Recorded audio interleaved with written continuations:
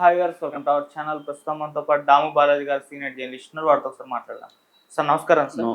Sir Hyderabad లో bomb blast కు ప్రయత్నించిన టెర్రరిస్ట్ సిరాజ్ ని అరెస్ట్ చేశారు కదా ఆ మధ్య. అయితే ఇప్పుడు అతను కన్ఫెషన్ రిపోర్ట్ ఒకటి బయటకు వచ్చింది. అది ఇప్పుడు విపరీతంగా కూడా వైరల్ అవుతుంది. అంటే పోలీసులు ఏదో చిన్న ప్లాన్ అనుకున్నారు కానీ దీని వెనుక పెద్ద కుట్రే ఉందని కూడా చెప్తున్నారు. మరి ఆ కన్ఫెషన్ రిపోర్ట్ లో ఏముంది, వాళ్ళు ఏం ప్లాన్ చేశారు, దీనికి సంబంధించి ఏం వివరాలు ఉన్నాయి?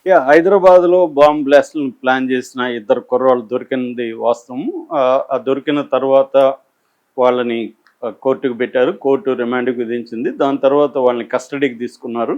ప్రజెంట్ వాళ్ళు విశాఖ జైల్లో నుంచి Vizianagaram police station, 2 town police స్టేషన్లో ఉన్నారు ఇద్దరు కూడా. సో వాళ్ళని ఎన్ఐఏ కూడా, నేషనల్ ఇన్వెస్టిగేషన్ ఏజెన్సీ కూడా విచారిస్తూ ఉంది. ఇప్పుడు అందులో మొదటి ముద్దాయి సిరాజ్ ఉర్ రెహమాన్, అబ్బాయికి 29 ఏళ్ళు, అబ్బాయిది విజయనగరం.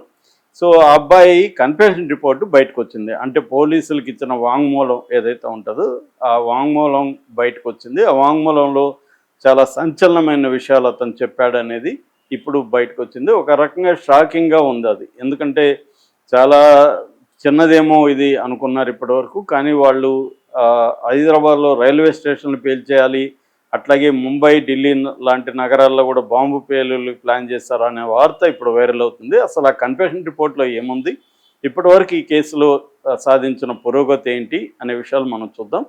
సో ఇక్కడ వాళ్ళు సిరాజ్ చెప్పింది అంటే, సిరాజ్ అనే అబ్బాయి విజయనగరం, వాళ్ళ నాన్న అసిస్టెంట్ ఎస్ఐ, వాళ్ళ అన్న కానిస్టేబుల్గా ఉన్నారు. ఇతను కూడా ఎస్ఐగా చేయాలని వాళ్ళ ఇంట్లో వాళ్ళు అనుకున్నారు.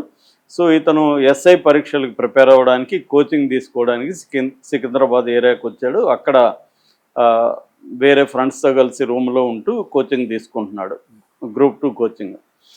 తీసుకుంటున్న క్రమంలో అతనికి సయ్యద్ సమీర్ అనే ఒక వ్యక్తి పరిచయం అయ్యాడు. ఆ అబ్బాయి 28 ఏళ్ళు, అబ్బాయిది సికింద్రాబాద్ బోయ్ కూడా. ఆ అబ్బాయి ఇతనికి పరిచయం అయ్యాడు.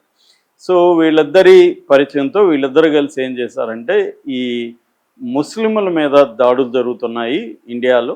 సో ఈ మోడీ ప్రభుత్వం వచ్చిన తర్వాత ముస్లింల ఇండ్లు కూల్చేస్తున్నారు, బుల్డోజర్లు పెట్టి కూల్చేస్తున్నారు, కేసులు పెడుతున్నారు. కొన్ని చోట్ల లించింగ్ అంటారు కదా, లించింగ్, చంపేస్తున్నారు గోవులను ఇంకోటను. సో ఇది చాలా ఘోరంగా జరుగుతుంది అనేది ఒకటి. రెండోది, ప్రపంచవ్యాప్తంగా కూడా ముస్లింలకు ఘోరంగా అన్యాయాలు జరుగుతున్నాయి. ముఖ్యంగా గాజా సంఘటన వీళ్ళని బాగా కలిచివేసిందని చెప్తున్నారు. గాజాలో 50,000 మందిని చంపేశారు. అందులో 25,000 మంది చిన్నపిల్లలు ఉన్నారు. చాలా దారుణంగా చంపుతున్నారు. ఈ గాజాలో చంపుతుంటే ఇజ్రాయెల్కి కూడా మోడీ ప్రభుత్వం సహాయం చేస్తుంది. సో ఇలాగా వీళ్ళు ఏంటంటే, ఇవాళ ఇండియాలో కానీ బయట కానీ ముస్లింల మీద ఊచకోతలు జరుగుతున్నాయి. ముస్లింలకి రక్షణ లేదు.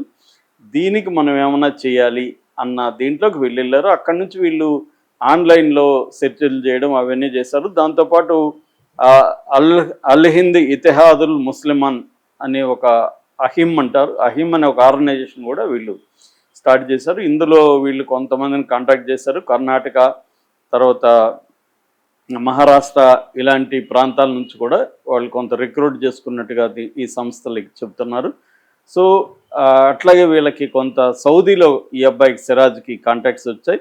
సౌదీలో ఉంటున్న ఒక బీహారీ, అతను ఒరిజినల్గా బీహారీ బట్ సౌదీలో ఉంటున్నాడు. అతను పేరు అబు తాలెం అలియాస్ అబు ముసార్. ఇతను సౌదీలో ఉన్నాడు. ఇతనుతో కాంటాక్ట్స్ ఈ సిరాజ్కి వచ్చాయి. ఇతను ఐఎస్ఐ ఏజెంట్ అని కూడా చెప్తున్నారు. పాకిస్తాన్ ఇంటెలిజెన్స్ సంస్థ, ఐఎస్ఐ అంటే ఇంటర్ సర్వీసెస్ ఇంటెలిజెన్స్ సంస్థ అనమాట. ఇది ఏజెంట్లని ప్రపంచవ్యాప్తంగా పెడుతుంది. అలాగా ఈ అబూ ముసార్ అనే వ్యక్తి సిరాజ్ని కాంటాక్ట్ చేశాడు. సిరాజ్ 6 నెలలకు ముందు 2 సార్లు సౌదీకి కూడా వెళ్ళొచ్చాడు. అక్కడ బాంబుల తయారీ అవన్నీ అతనికి నేర్పించారు. అతను ఎక్స్పర్ట్ అయినాక మళ్ళీ ఇండియాకి వచ్చాడు. సో వాళ్ళు ఏంటంటే, ఇప్పుడు ఈ పాకిస్తాన్తో వారు, ఈ నేపథ్యం ఒకటి వీళ్ళకి కలిసి వచ్చింది. ఇప్పుడైతే టెన్స్గా ఉంటుంది, కరెక్ట్గా ఈ టైంలోనే మనం కానీ పెట్టగలిగితే బాగుంటుందని చెప్పి సో వీళ్ళు అనుకున్నారు. వీళ్ళకి ఒమన్లో ఉంటున్న ఇమ్రాన్ అక్రమ్ అనే అతను కూడా హైదరాబాద్నే. ఈ సయ్యద్ సమీర్కి తెలిసిన వ్యక్తి అని చెప్తున్నారు. అతన్ని ఈ సిరాజ్ కల్పించారు. అతను దగ్గర డబ్బులు కొంత అడిగారు, వీళ్ళు డబ్బులు కూడా ఇచ్చారు.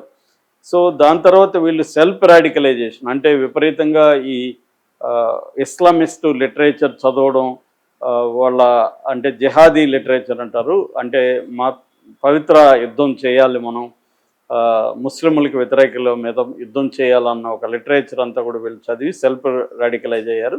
ఈ అబ్బాయి కంప్లీట్గా ఎస్ఐ పరీక్షను పక్కన పెట్టేసి మన ఒక ముస్లిం కుర్రవాడిగా మనం చేయాల్సింది ఎస్ఐ కావడం ఇంకోటి కాదు, మనం పవిత్ర యుద్ధం చేయాలా, జిహాదీ చేయాలి, సో ఇస్లామిస్టు రాజ్యాన్ని మనం స్థాపించాలి, షరియత్ని స్థాపించాలని చెప్పి రంగంలో దిగినట్టుగా అర్థమవుతుంది.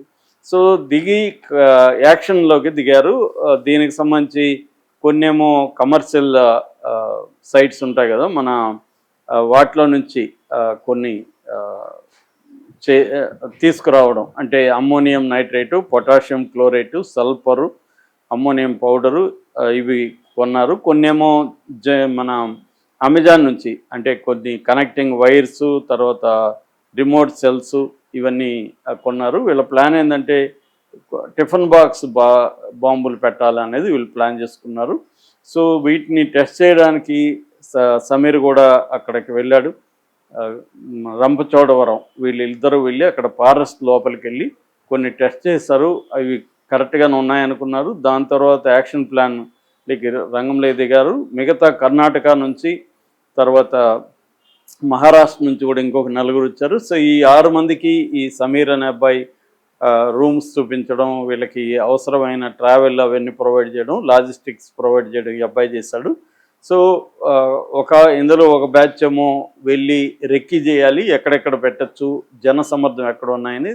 సమీర్ ఏమనుకున్నాడంటే అతను సికింద్రాబాద్లో ఉంటాడు కాబట్టి సికింద్రాబాద్ రైల్వే స్టేషన్ పేల్చాలనుకున్నారు. కానీ ఇప్పుడు అది రిపేర్ జరుగుతుంది కాబట్టి అక్కడ ఎక్కువ జనం లేరు, జనం ఉన్న స్టేషన్లోనే పేల్చాలి, రైల్వే స్టేషన్లో అయితే ఈజీగా ఉంటుంది, అక్కడ ఎక్కువ మంది జనం ఉంటారు కాబట్టి అంత సెక్యూరిటీ సరిపోదు కాబట్టి మనం ఈజీగానే అలౌ చేసి వెళ్ళిపోవచ్చు లోపలికి, ఓన్లీ మెయిన్ గేట్ మీద నుంచి వెళ్ళాల్సిన అవసరం లేదు, రకరకాల దారులు ఉన్నాయి, వాటిలో నుంచి వెళ్ళిపోవచ్చు ఈజీగా. సో పెట్టడం ఈజీ అవుతుంది. ఆ గుంపులో సీసీటీవీలో కూడా మనం కనపడకుండా మాస్క్ అది వేసుకుంటే ఎక్కువ క్రౌడ్ ఉన్నప్పుడు మనం చేద్దామనే ఒక ప్లాన్ ఉన్నట్టుగా కనబడుతుంది. అట్లాగే కొన్ని ప్రాంతాలను కూడా సెలెక్ట్ చేశారు. అట్లాగే ముంబై, తర్వాత బెంగళూరు, ఇలాంటి కొన్నిట్లో కూడా ఈ పెట్టాలని అనుకున్నారు. సో ఇదంతా ఏమో సమీర్ వాళ్ళ అక్క, ఆమె అలియా బేగం, ఆమె చాలా మీడియా ఛానల్కి ఇంటర్వ్యూలు ఇచ్చింది. ఆమె ఏం చెప్తుందంటే సిరాజ్ ఉండొచ్చేమో కానీ మా సమీర్ అనేవాడు అమాయకుడు, అతను లిఫ్ట్ మెకానిక్గా పనిచేస్తున్నాడు, మీరు కావాల్సిన చెక్ చేసుకోవచ్చు, అతను ఎక్కడికి వెళ్ళలేదు, వేరే ఊరికి వెళ్ళడు, అవన్నీ లేదు అని ఆమె చెప్తుంది. కానీ ఎన్ఐఏ దగ్గర మాత్రం ఇప్పుడు సిరాజ్ ఒప్పుకున్నవన్నీ బయటకు వచ్చాయి. సిరాజ్ ఈవెన్ తనకి హెయిర్ లేదు, హెయిర్ మొలిపించుకోవడానికి కూడా మండోలి నుంచి మందు తెప్పించుకున్నాడని కూడా సిరాజ్ చెప్పాడు. అంటే మండోలికి ఎందుకు వెళ్ళావు నువ్వు అంటే ఇక్కడ నాకు హెయిర్ లేదు, మందు తెప్పించుకోవడానికి వెళ్ళాడని. సో ఇంకా చాలా విషయాలు బయటకు వస్తున్నాయి. ముఖ్యంగా ఈ అల్ హింద్ ఇతిహాదుల్ ముస్లిమీన్ సంస్థలో ఇంకెవరెవరు ఉన్నారు, వీళ్ళ నెట్వర్క్ ఏ స్థాయిలో ఉంది, సో సౌదీతో ఉన్న లింకులు ఏంటి, అట్లాగే ఒమన్లో ఉన్న ఈ అబ్బాయి ఇమ్రాన్ అక్రమ్ డబ్బులు పంపించిన అబ్బాయి పరిస్థితి ఏంటి, అతని బంధువుల్ని విచారించడం, ఇవన్నీ కూడా సమగ్రంగా ఎన్ఐఏ చూస్తున్నట్టుగా చెప్తున్నారు. సో ఇంకొంత కొన్ని రోజులు గడిస్తే కానీ క్లియర్గా ఇన్ఫర్మేషన్ వచ్చే అవకాశం ఉంది. ఇప్పటివరకు అయితే ఇంకా 5 రోజుల వరకు ఇతని కస్టడీలో పెట్టుకొని ఇతను చెప్పినవన్నీ కూడా చెక్ చేసుకుంటున్నారు. అట్లాగే సీన్ రికన్స్ట్రక్షన్, ఎక్కడెక్కడ బాంబు వీళ్ళు పోయి టెస్ట్ చేశారో అక్కడికి తీసుకెళ్ళి ఇతన్ని సీన్ రికన్స్ట్రక్షన్ ఎట్లా చేశారు, అంటే ఇతని ఏ స్థాయిలో వీళ్ళకి నాలెడ్జ్ ఉంది, అవన్నీ కూడా పరిశీలించడం అనేది చేస్తున్నారు. అట్లాగే పాకిస్తాన్కి ఏమైనా లింకు ఉన్నాయా దీంట్లో, ఎందుకంటే అక్కడ మసూద్ అజర్ జైషే ఈ మహమ్మద్ సంస్థ స్థాపకుడు, అతను వాళ్ళ బంధువులు, వాళ్ళ సొంత అక్క, వాళ్ళ పిల్లలు, బావ, వీళ్ళందరూ అక్కడ